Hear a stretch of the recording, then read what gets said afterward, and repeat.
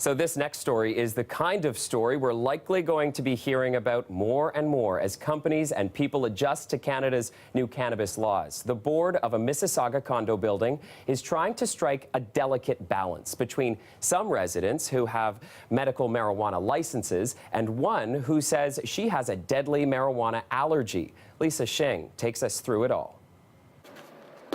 Sadie, want to go for a walk? Come here. Even when she takes her dog out, Adele Schroeder always brings her EpiPen because she's severely allergic to pot. If enough smoke is in the hallway or leaks into my place, that I could go into anaphylaxis and it could be a life-threatening situation. Schroeder found out at a university party 20 years ago when others were smoking up around her.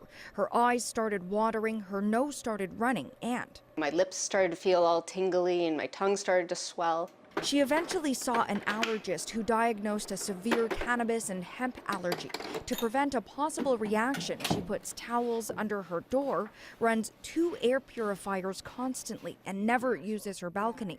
In the spring, the condo board tried to ban growing and smoking marijuana, but residents shot it down. When they were doing it because it was illegal, they were a little bit more careful about making sure things weren't leaking out into the hallways. Now that it's legal and allowed in our building, people are starting to not be as cognizant of how what they do affects other people. So it's leaking out into the hallways, it's getting into our ventilation system. And there are medical marijuana users in the building, which poses a different type of problem. This is very unusual, and it will, I guess, set a precedent, is that because it's a life-death situation, this will be very novel in that they can prevent smoking in the units and in the entire building without passing rules to do so.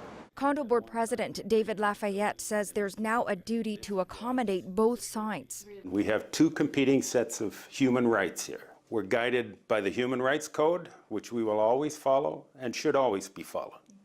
But the Human Rights Code could also apply to marijuana users. Because human rights essentially trump condo rules, the board is looking at its options, like banning smoking pot in units near Schroeder, making changes to the ventilation system, and seeing if medical users are able to use oils or edibles instead. I have great neighbors. I really love the community that I'm in, but at the same time, I'm trying to figure out if it's even going to be possible for me to stay.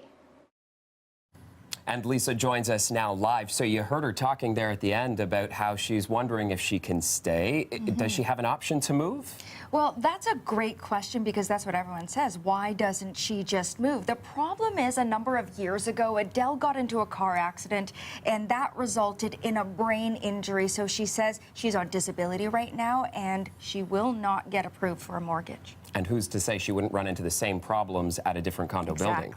It also sounds like this is getting pretty expensive for the condo corporation. What more can you tell us on that front? Yeah, it could very well be because this requires a lot of consultation with a lot of experts. So lawyers, doctors, engineers even, if they have to look at the structure of that building or her unit. So this could get quite pricey, Chris. All right, well, thanks for the story tonight.